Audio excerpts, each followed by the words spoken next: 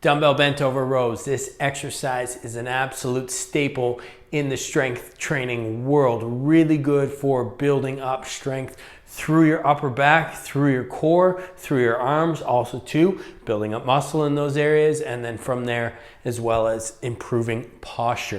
What's gonna happen?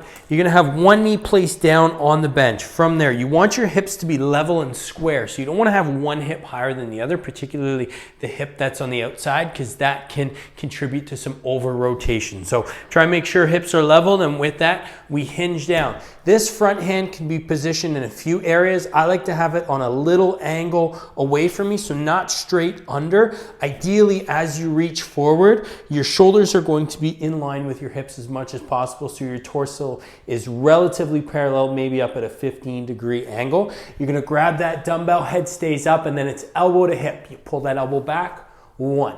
Pull that elbow back, 2. Pull that elbow back, 3, just like so. What you want to avoid is what I call chicken wing rows, where you pull that dumbbell to your shoulder, you come up like so, you get a little anterior rotation through that, or anterior tilt through your glenohumeral joint. Not great for the rotator cuff. Also way too much upper trap recruitment. So elbow to hip, pulls back, you get a little pinch right at the bottom of your shoulder blade as you do so. Get the lats involved. And then the other thing with this exercise is what's happening with your foot.